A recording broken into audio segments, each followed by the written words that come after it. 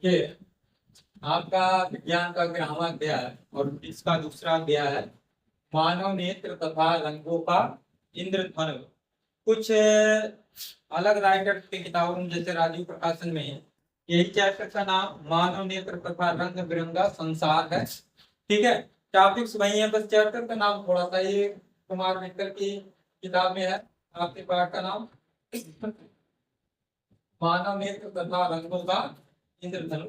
इसमें हमको सबसे पहला जो टॉपिक है वो है मानव नेत्र। ठीक है, नेत्र हमारी ज्ञानेंद्रियों में से एक है। इसकी सहायता से हम लोग देखते हैं।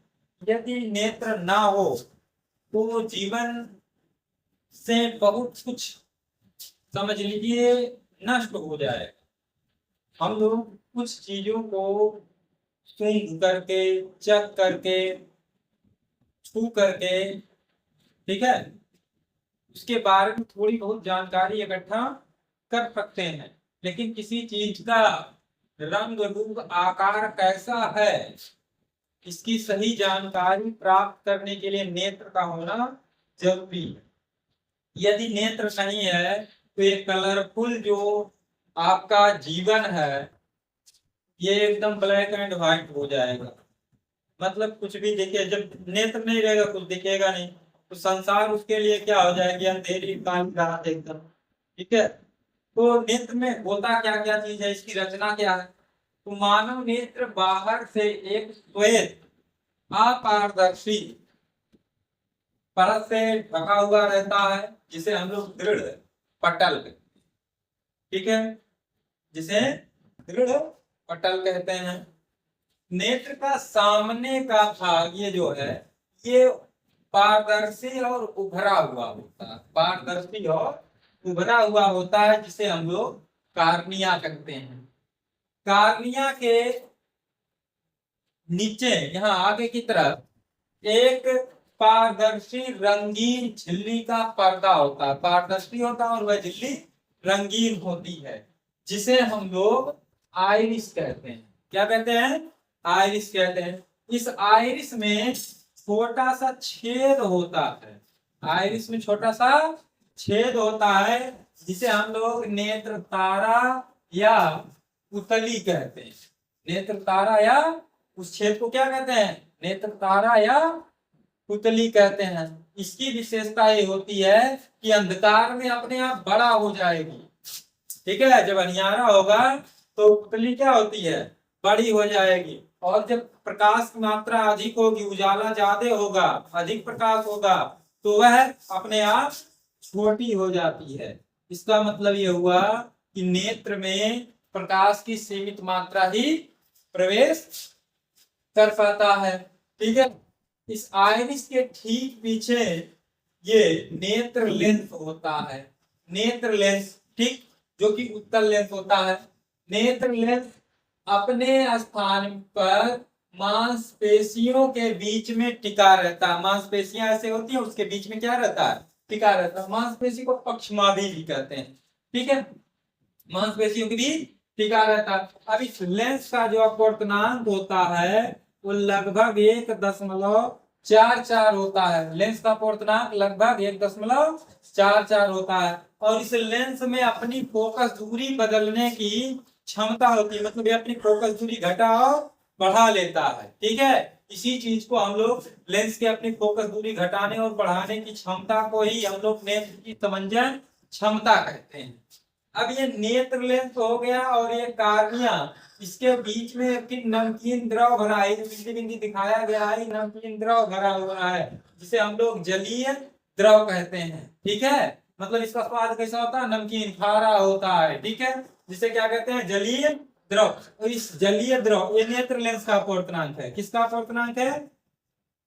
लेंस का। ठीक है, और जो जलीय द्रव है, जलीय द्रव, इसका जो अपवर्तनांक है होता है 1.336। इसका अपवर्तनांक, जलीय द्रव का अपवर्तनांक होता है 1.336। अब नेत्र लेंस के पीछे एक अन्य द्रव होता है जिसे हम लोग कांच द्रव कहते हैं, और कांच द्रव का भी अपवर्तनांक 1.33 होता है। मतलब जलीय द्रव और कांच द्रव दोनों का अपवर्तनांक 1.33 होता है। अब ये दृढ़ पटल हो गया। दृढ़ पटल के नीचे एक ठीक काली झिल्ली का पर्दा होता है, करिया का होता है, ठीक है, जिसे हम लोग कोराइड कहते हैं। क्या कहते हैं? कोराइड कहते हैं। अब इस कोराइड का क्या काम है? कोराइड क्या करता है? प्रकाश को अवशोषित कर लेता, शोषित करके क्या करता है? आंतरिक परावर्तन, जो पूर्ण आंतरिक परावर्तन होता है उससे बचाता है, ठीक है।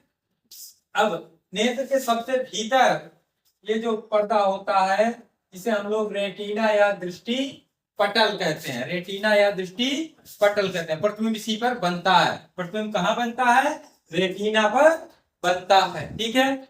रेटिना क्या होता है? प्रकाश सिराओं का ही एक समूह होता है। प्रकाश सिराओं का क्या होता है? समूह होता है। और ये प्रकाश सिराएं प्रतिबिंब जो बनेगा उसका रंग रूप आकार का संदेश हमारे इस मस्तिष्क में भेजती हैं। मस्तिष्क को क्या करती हैं? भेजती हैं। कौन भेजती हैं? प्रकाश सिराएं। अब प्रकाश सिराएं रेटिना को छेद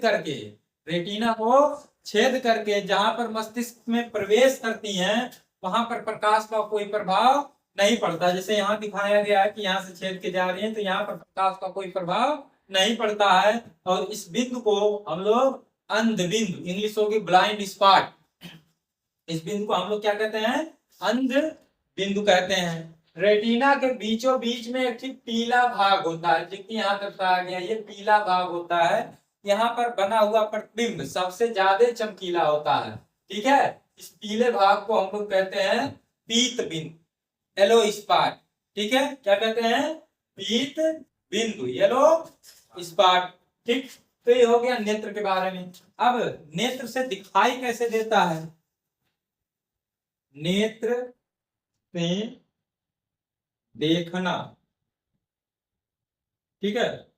तो जब हम लोग किसी वस्तु को देखते हैं उस वस्तु से चलने वाली प्रकाश की किरणें सबसे पहले ये अगवा कार्निया पर गिरती हैं। गिरने के बाद अपवर्तित होकर के नेत्र में प्रवेश करती हैं। प्रवेश करने के बाद फिर ये जलीय द्रव, फिर नेत्र लेंस और कांच द्रव से होती हुई रेटिना पर फोकसित हो जाती हैं। और उस रेटिना पर वस्तु का उल्टा प्रतिबिंब बनता है। कैसा प्रतिबिंब बनता है? उल्टा प्रतिबिंब, ठीक है। और प्रतिबिंब बनने का संदेश प्रकाश सिरा के द्वारा मस्तिष्क को पहुंचता है और मस्तिष्क उसको अनुभव के आधार पर सीधा देखता है, ठीक है। तो नेत्र से देखना हो गया।